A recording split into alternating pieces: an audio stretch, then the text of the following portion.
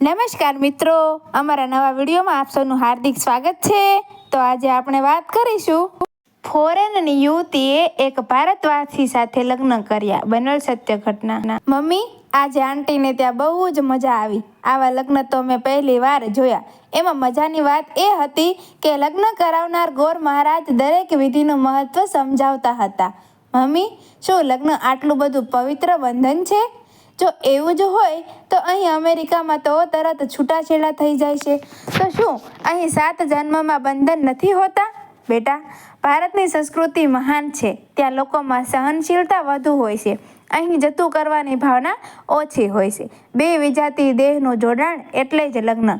બે દેહ દ્વારા બે મન એક કરવા। આશિકી સામે જોઈ એની મમ્મી બોલી, બેટા, આ માટે ગોર મહારાજ પાસે મુહૂર્ત જોડાવવામાં આવે છે।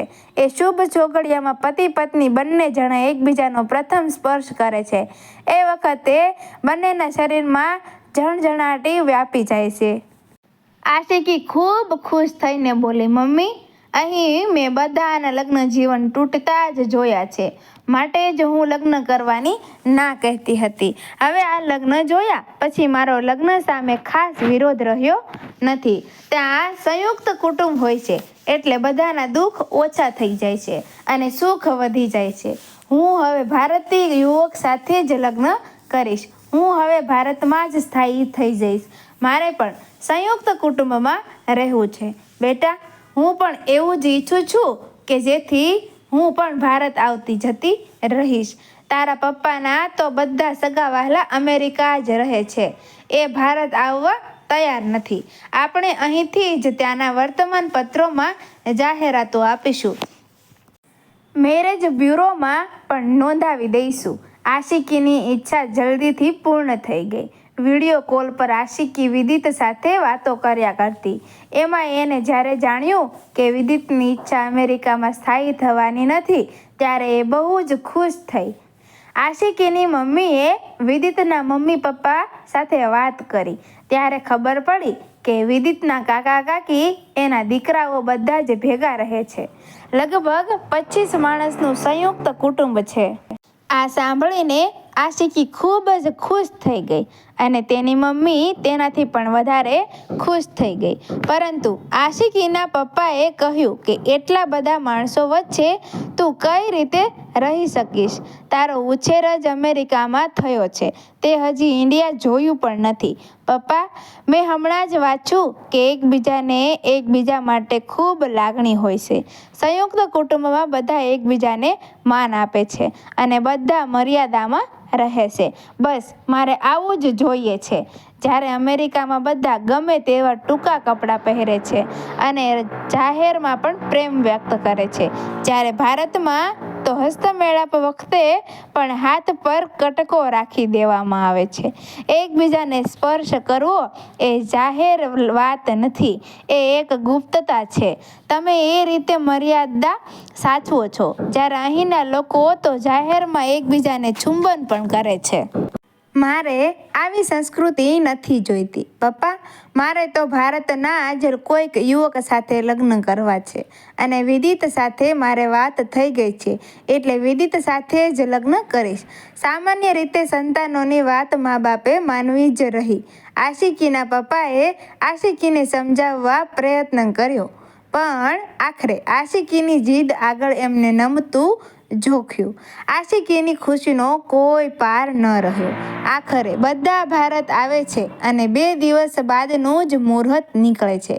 વિદિત પણ ખુશ હતો। તેણે તો આશિકીને ફોન કરીને કહી દીધું કે આપણે મળીએ નહીં। વિદિત, મેં ભારતની સંસ્કૃતિ વિશે વાંચ્યું છે કે લગ્ન વખતે અંતરપટ રાખે અને અંતરપટ ખસેડવામાં આવે ત્યારે પતિ પત્ની એકબીજાનું મુખ જુએ। વિદિત, મારે એવો રોમાંચ અનુભવવો છે। આજે સોમવાર છે, કાલે સવારથી બધી વિધિઓ ચાલુ થઈ જશે। તું પણ વરઘોડો બોલાવીને બપોરે 3 વાગે આવી જઈશ। વિરહ પછી મળવાનો ખૂબ આનંદ હોય છે। વિદિત, તું મારી પાસેથી આવો રોમાંચ આનંદ છીનવી ના લઈશ। સવારથી આશિકી બહુ જ ખુશ હતી। ગણેશ સ્થાપન, પીઠી, ગૃહ શાંતિ વગેરે વિધિઓ એ ભરપૂર આનંદ ઉઠાવી રહી હતી। ઉપવાસ હોવાથી નજીકના સગા સંબંધીઓ એને આગ્રહ કરીને મીઠાઈ ખવડાવી રહ્યા હતા. આશિકી તો બહુ જ ખુશ હતી. અમેરિકામાં તો આવો અનુભવ ક્યાં મળવાનો હતો. કુટુંબ એટલે શું એ અનુભવવું કેટલું સુખદ હતું. આશિકીની નજર ઘડિયાળ સામે જ હતી. 3ના બદલે 4 વાગી ગયા તો પણ વિદિતનો વરઘોડો આવ્યો નહીં. આશિકીની આંખોમાં આંસુ આવી ગયા. બધા આશિકીને સમજાવતા રહ્યા કે અહીં તો આવું જ ચાલે. આખરે 6 વાગ્યે વરઘોડો આવ્યો ત્યારે પણ હોલના પ્રવેશદ્વાર પાસે બધા ઢંગઘડા વગરના નાચતા રહ્યા, ગરબા ગાતા રહ્યા. આશિકીની બાજુમાં એના માસી બેઠા હતા એટલે આશિકીએ કહ્યું, માસી, હસ્તમેળાપનો સમય 4:30નો હતો. હમણાં જ તારા ફોઈ બધાને અંદર આવવાનું કહેવા ગયા, પણ એ લોકોએ કહ્યું આ તો અમારા ઘરનો છેલ્લો પ્રસંગ છે એટલે અમે મન મૂકીને નાચીશું અને ગરબા લઈશું. આશિકી આ સાંભળીને સ્પંદ થઈ ગઈ.